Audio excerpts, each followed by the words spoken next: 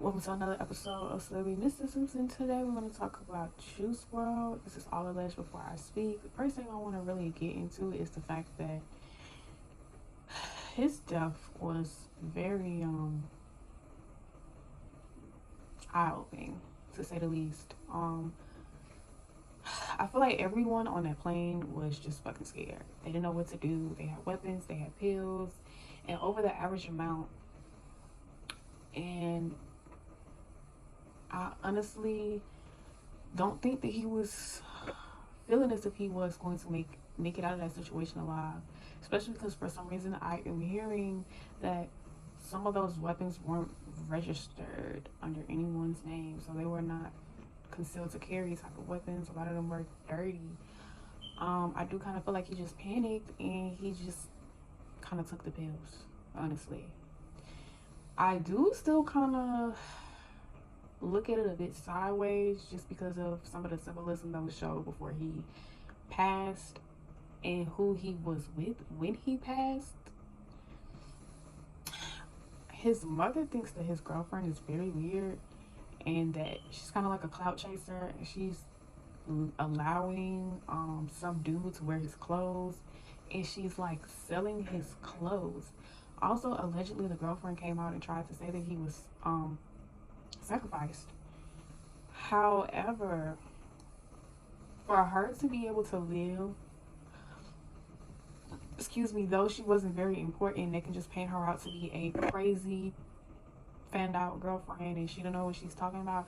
I really think that she does know what the fuck happened to him, but she can't say because I feel like they've already threatened her family and her on several occasions, which is why I feel like we don't really see her. I don't really know much about her. We don't really see her like on social media. She rarely, I feel like, gets posted because they're trying to keep her like kind of in a box. Now while his time here, I do feel like he was very, very giving. He took very good care of his mom, but he did have very stressful days. A lot of dark, stressful days. He said it in a million times, like how he was feeling, how he wanted to basically unalive himself. He also was struggling with substance abuse. He would not pull down the pills. And I feel like for a long time, it's kind of coddling his habits because they didn't want to tell him slow down and no. And then it got to a point where it was becoming too much.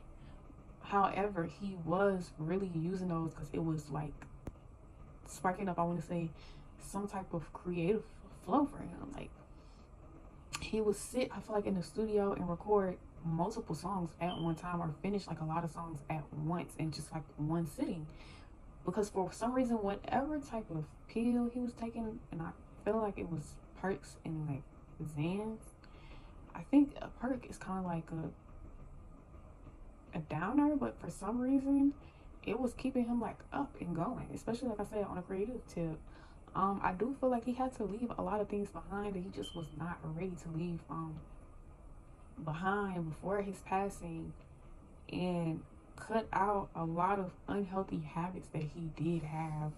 And I feel like again, the substance abuse was just something that he just was battling with the most out of every other thing that he was kind of doing because it's like into lean. um I do feel like at some point he was definitely at peace. It came to a point where he just kind of made peace with himself about a lot of things that he didn't talk about and that he was going through. And there was a lot of like inner conflicts that he was having about himself. Like, was he doing the right thing? Is he making and taking care of other people properly? And is he treating people the way that he wanted to be treated? And is he loving properly? Um, a lot of his depression he thought was gonna come from him being like broke, but then he made it and he felt even like worse.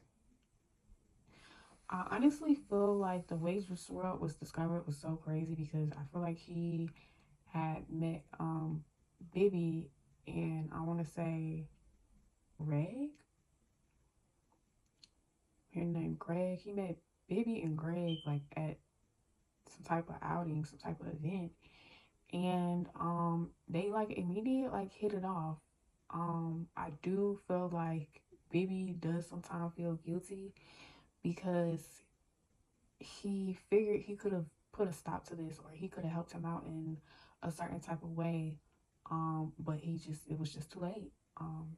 He had been missing like the signs of what was really going on with him mentally, and that is another thing I feel like Juicewrld really covered while he was here: mental health, and how mental health is important and how it can affect you. I do feel like his mom will probably do charity for those who do have mental health issues, or she might be working with the youth to kind of help them out. Carrying on his legacy and his story. His ex-girlfriend is like being sneaky, because I'm hearing if you're gonna tell the truth, tell the whole truth. Because I feel like she knew. She was with him for quite some time, to where I feel like she may have been around him when certain deals were done, or they could have been talking about some of the deals that he was getting or was going to receive. I also felt like she knows more about what happened on that damn plane, and he kind of just gave himself up. I don't even feel like he even made it off that plane at all.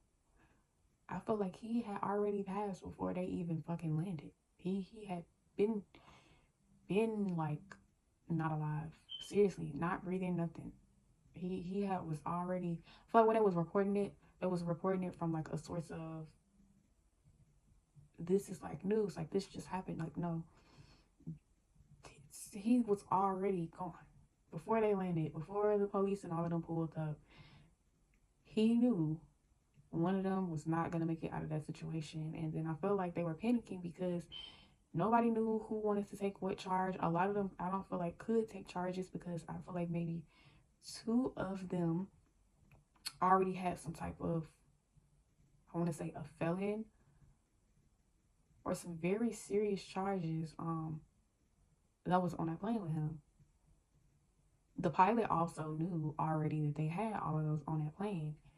And I feel like that pilot was working with somebody. I don't care what nobody say, because how the fuck the police? That's not making sense to me. The police showing up immediately when y'all land. I feel like that pilot was setting their ass up too. That pilot was in on it too. That pilot fucking knew what was gonna happen.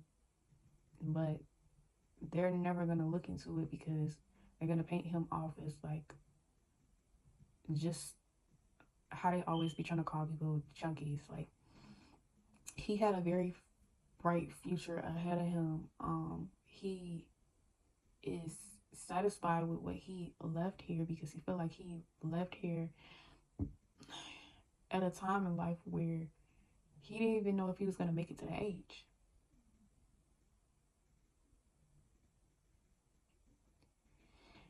And I also feel like that's why he's kind of somewhat at peace. I wouldn't say fully, but he's somewhat at peace because he did a lot of things that he said that he was going to do for himself, for his mom, for the people that he cared for.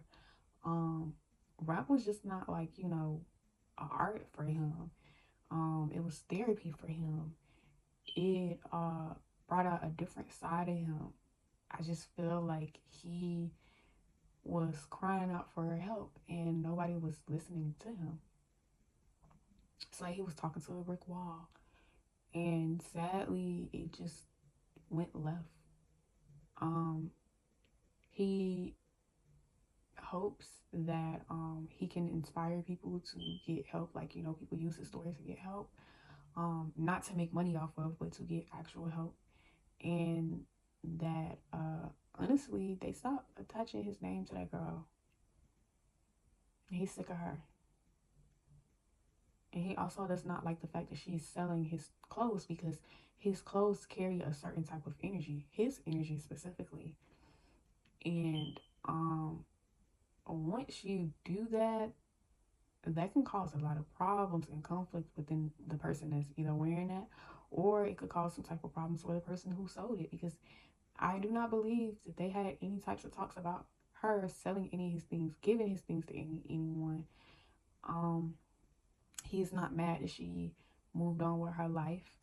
Um, but it's like, a spade is a spade there. Like, he didn't expect for her to never find happiness or nothing like that again. He just don't like the shit that she's doing and the way that she's carrying on. Now, like I said, she might have not recently done or said anything, but he is like upset with her because he just kind of feel like you can help me, and you're choosing like not to. And I'm hearing what's right is right and what's wrong is wrong, and he feel like she's dead as wrong. She really could give his mother some type of closure if she would actually call his mother and tell her the truth about what really happened to him. Instead of her saying like, "Hey, we was all scared," and he just kind of took one for the team.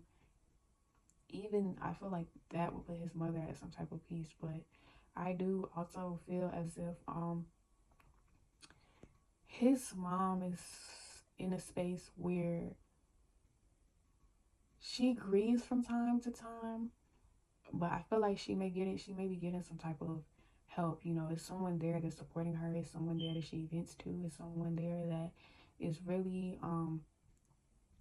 kind of helping her throughout this process? Because she still has questions about, where his mindset was, how he was feeling, why wasn't anyone really telling her what was going on with her son? Um, what else are y'all really hiding, from her? Like, I can hear her saying, like, she feels like, what else are y'all really hiding from me? But I do feel like that is the last bit of Juicewrld music we're gonna get. Like, it's just too painful. I don't think that they're gonna release another album of his or anything like that. And he has files and files and files of like music. So to his fans, very, very sorry, but I don't think that, unless somebody leak his shit, like, I'm not trying to be funny or nothing. I'm not gonna really get too much.